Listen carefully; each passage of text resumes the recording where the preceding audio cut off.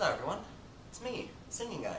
So I'm sitting here next to a television, which in no way resembles what the Mad Hatter does, to talk to you about Buffy. See, it's been a while since I've done a Buffy-centric video, and I think it's high time that I did another one. Buffy is easily one of my favorite shows, and with that comes a lot of great episodes. But which are the best? Which stand out from the crowd?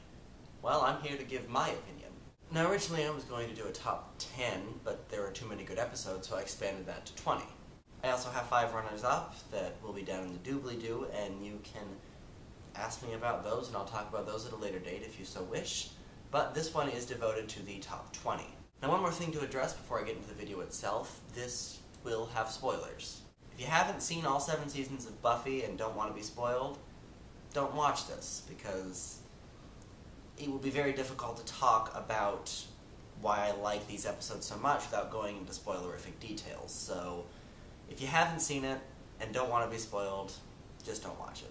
Well, now that's out of the way, let's dive right into the top 20 Buffy the Vampire Slayer episodes.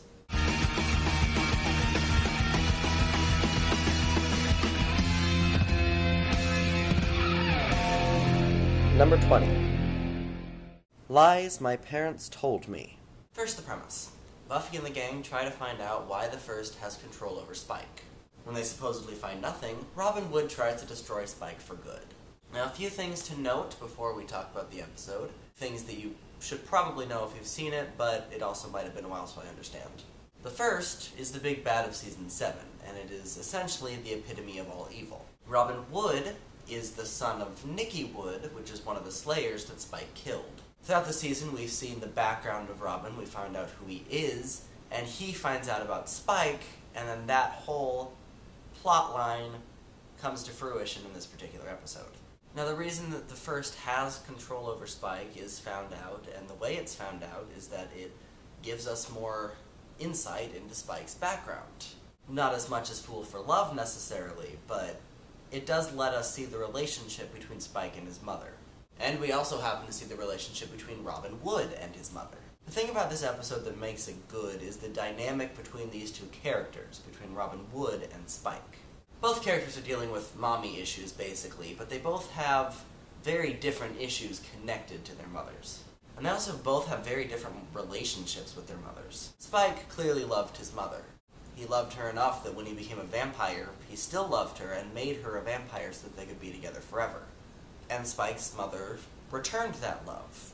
It was a very caring relationship from both sides. On the other hand, we have Robin Wood, who definitely loved his mother, but his mother didn't love him enough to give up being a Slayer and to give up hunting Spike, which eventually led to her death. Now, the best part of this particular episode comes near the end, when Spike is finally addressing the issue that he has. The issue that he has is that he ended up killing his mother. When he turned her into a vampire, she lost all caring quality that she had for him and was basically just a monster who then hit on Spike, which I imagine was very awkward. So Spike ended up staking his mother, and also it had been riding on his conscience for quite some time. That and what she said to him when she was a vampire, of course. So this final scene switches between the fight between Robin and Spike and what was happening in the past with a conversation between Spike and his mother. So it switches from the physical fight in the present to the very emotional fight in the past. And it's just very well done altogether. In the end, Spike overcomes his problem. Robin helps him overcome his problem while having to deal with his own. Number 19. Selfless. After Anya kills a room full of frat boys, Buffy goes after her to destroy the menace once and for all. Now, this episode is very Anya-centric, which really hadn't happened up until this point. We see into her past, and we see that certain aspects of her character, like speaking before thinking, is not a result of her being a vengeance demon for thousands of years. That's just how she was as a human. But we see that in the past, she was much more, well, selfless. We see her as a human dating Olaf. We see her being transformed into a vengeance demon because she transformed Olaf into a troll. We see how she worked as a vengeance demon, and then we see her as caring for Xander, with a musical number. Through these flashbacks, we see how her character changed from being human to being a vengeance demon to being human again.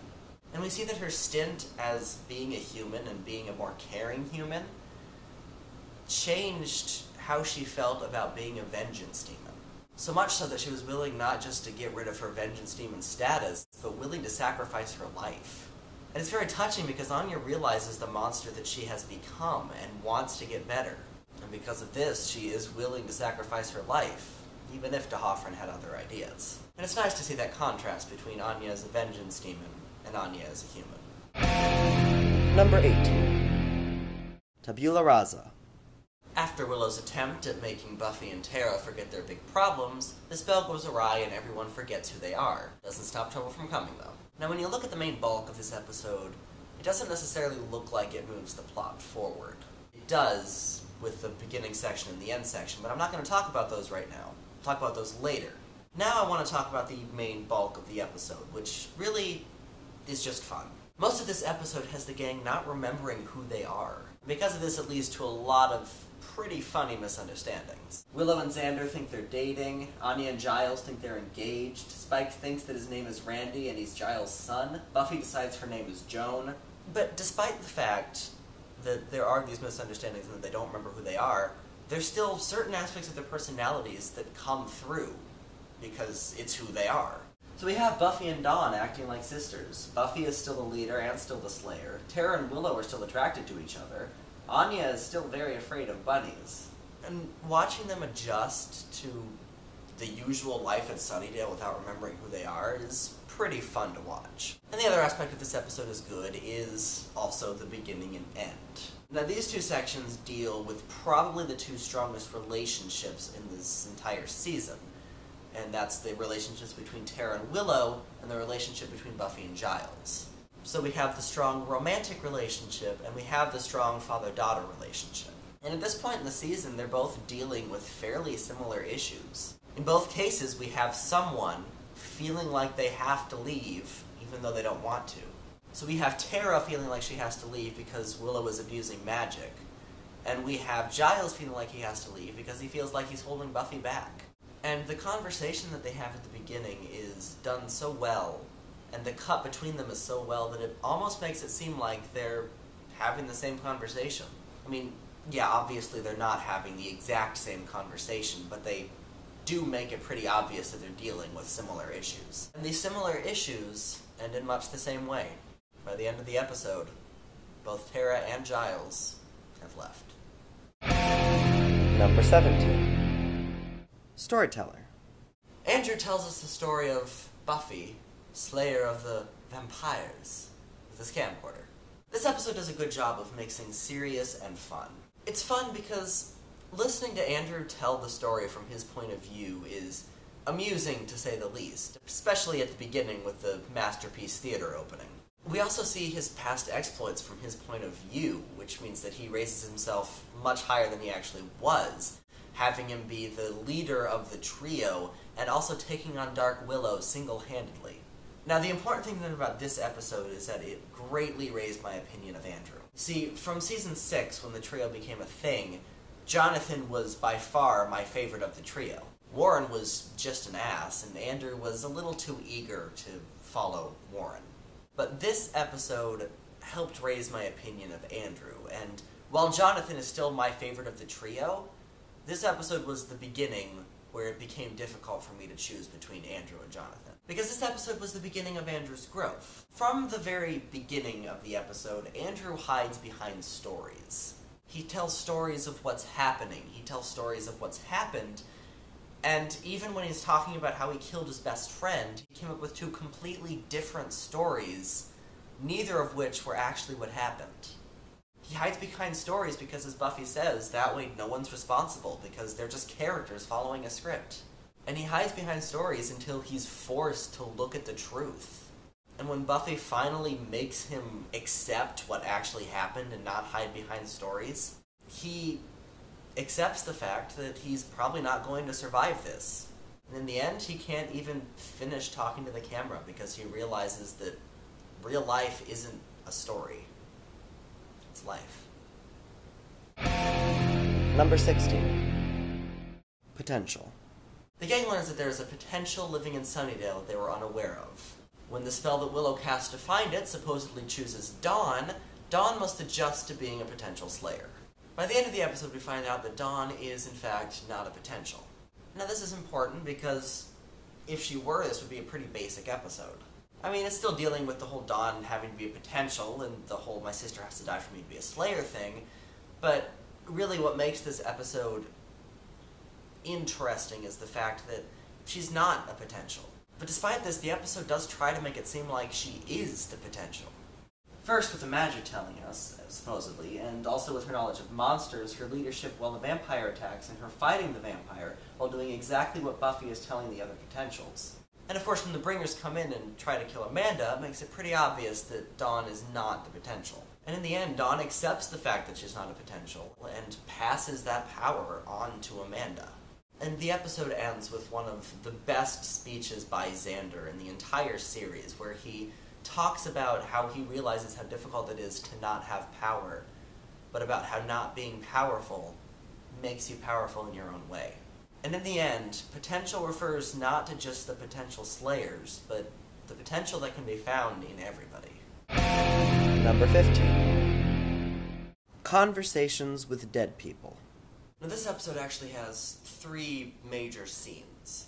We have Buffy fighting the former classmate turned vampire Holden Webster and eventually having a heart-to-heart with him.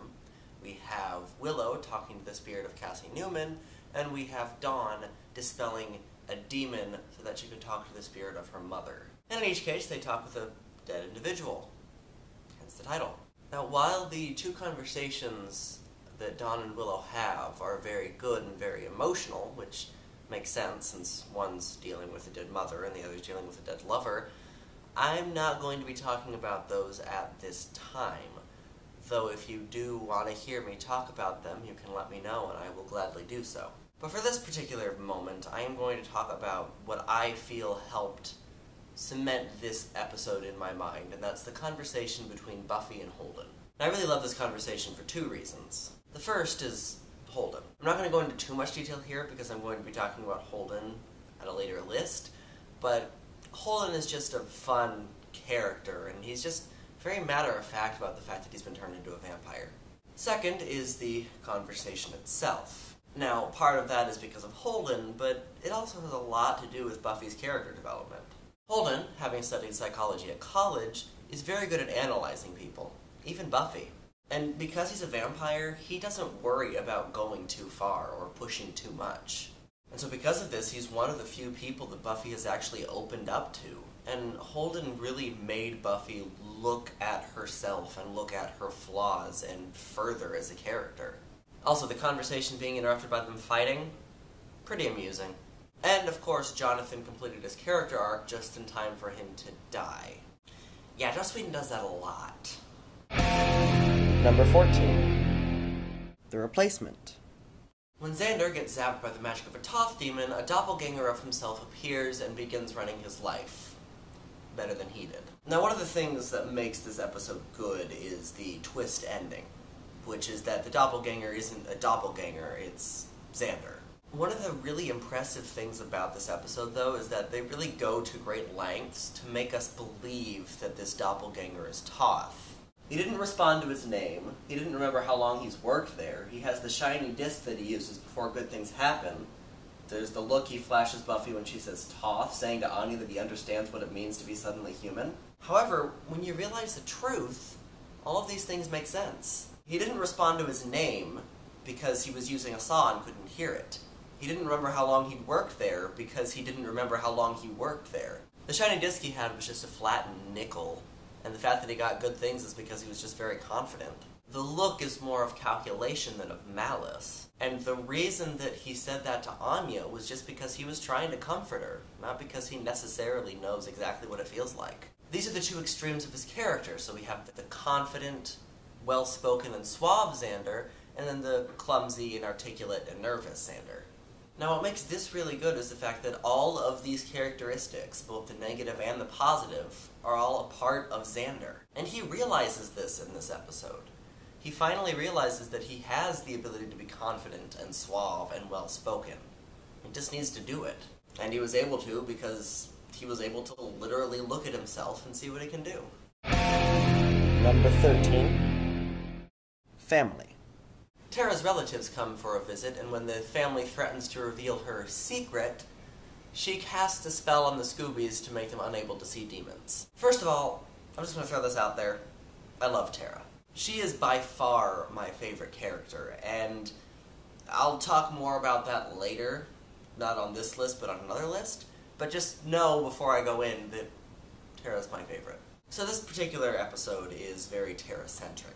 From the moment we meet her to this moment, we've got the feeling that she's hiding something. We don't know what it is, she's just being very cagey about a few things, and this is really the episode where that particular thing comes into fruition. That thing, of course, being that she is supposedly part demon, even though she's not. Now, one of the interesting things about this episode is the parallel that they draw between magic usage and being gay. The way that her father treats her magic usage is very similar to the way people have a tendency to treat gays. The whole being shunned for it, and the father sending her away so that she would get over it. And that was just a very well done and somewhat subtle aspect. Now, in this episode, Tara makes a mistake. In fact, she makes a pretty stupid one. I mean, she stops the Scoobies from being able to see demons, which is kind of what they do. They have to fight demons, so they would kind of have to see them. But the important thing about this is that she learns from her mistake.